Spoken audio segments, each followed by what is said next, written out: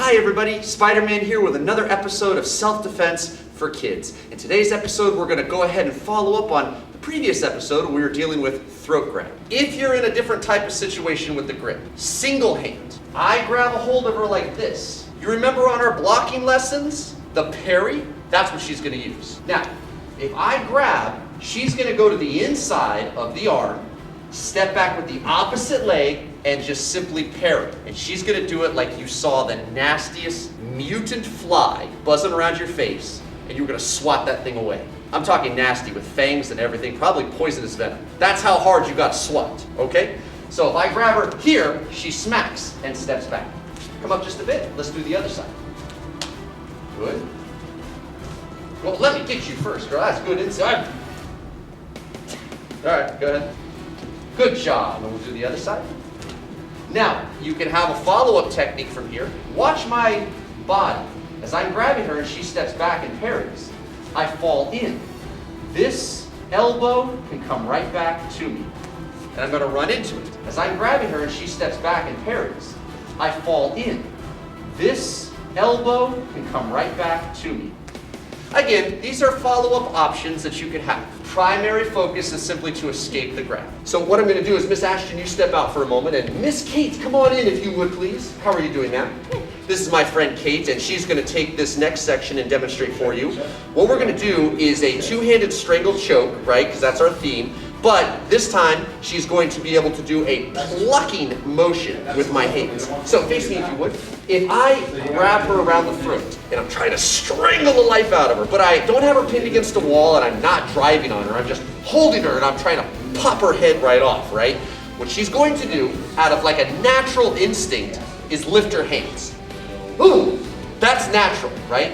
If she has a trained instinct, which she does, grab me here, she might just do something simple like punch, punch, right? So what Kate's gonna do is she's gonna train a defense that works off of her natural reaction. She's going to be, hands up again, right here. Initially wanting to go for the arms, but she's strong here. The inside, just as strong. So hold me, real tight, flex.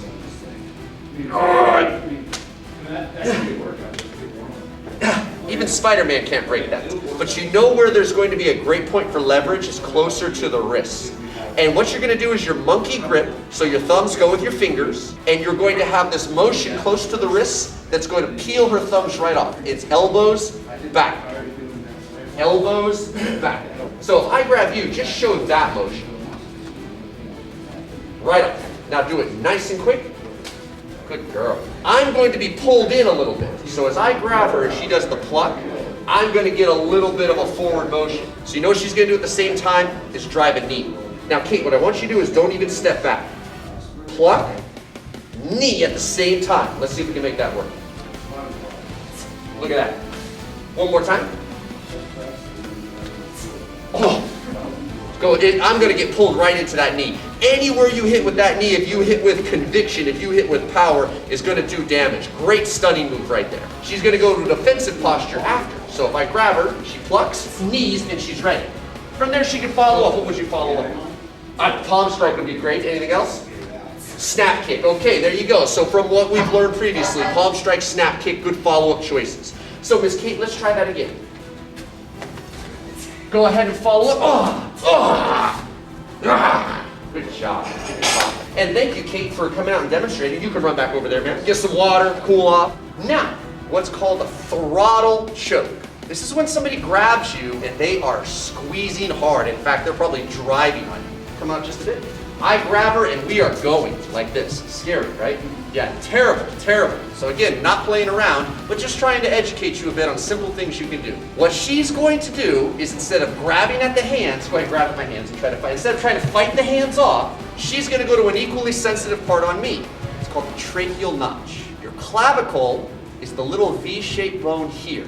Just above that is a very soft spot. If you push in like this, and then down, in and down, you create a choke or gag reflex. Very scary, just as scary as what I'm doing to her. The hope is that that will entice me to let go.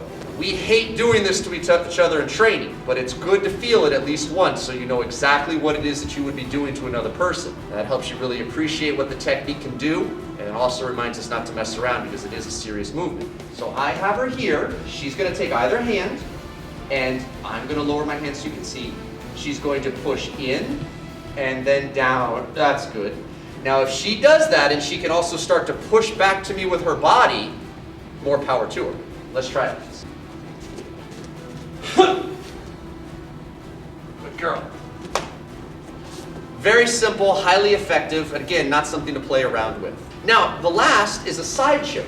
If I approach her this way, what we're going to do first and foremost is she's going to use her hand that's on the outside, grab at my wrists and try to create a little bit of an airway. So if I'm here, she reaches up and she pulls down. Now from this position here, you've got two choices. If it's just somebody who's playing around, this free hand is going to raise like she's asking a question, and then she's going to turn out and pull the hand down. She's going to clear the hand. So as she gets her airway, she's going to lift and clear. There is a risk of their hands swatting you in the face, but they're already choking you. So you kind of have to understand that when it comes to self-defense, you can expect to get hit, you can expect to get hurt. What we're trying to do is nullify the effects of that by not getting severely injured. That's why you don't play around when it comes to these type of things, right? It's all serious business. So again, if I have her here, she grabs my wrist and she pulls, she lifts her hand and clears. If you cannot get the hands off of you, you need what's called a softening blow, which is a strike, a movement done to the attacker to take their mind off of what they're doing. If I grab her here and she grabs my wrist and she tries to lift her hand and it's not working, she's gonna take this hand, make a fist, and smash right into my body. Boom! If I don't weaken, she does it again, really hard. Boom! And then when she feels me start to soften, she's gonna raise her hand, ask the question, and help to clear. Softening blow. Okay, one more time. I grab you. She goes for her airway. She hits for a softening blow and over the top. When you practice at home with mom and dad, you should practice on both sides. And it should be something that you do patiently so that you can really help yourself to identify the movement when this happens in real life, and hopefully it never will. Again, up here, there's going to be something called fear. Fear compromises you. Better you train at home to forge your reaction skills, the higher likelihood of success you might have should you find yourself in one of these situations in real life. Your message this week goes like this. You can always hope to rise to the level of your expectations, but you'll always fall to the level of your training. In real life, there is a variety of different circumstances that are very difficult to train. One of those is fear. Because of the way fear affects us, you'll probably be able to operate at about 75% of what your full capacity is. For this reason, that I encourage you to always train your absolute best. The idea is to try to really make the most of every training session that you have. So again, you can always hope to rise to the level of your expectations, but you'll always fall to the level of your training. Train your best.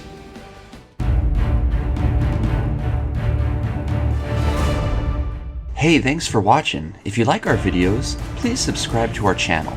And for our instructional DVDs, visit adamlanddvd.com. You can also check out these other Spider-Man videos.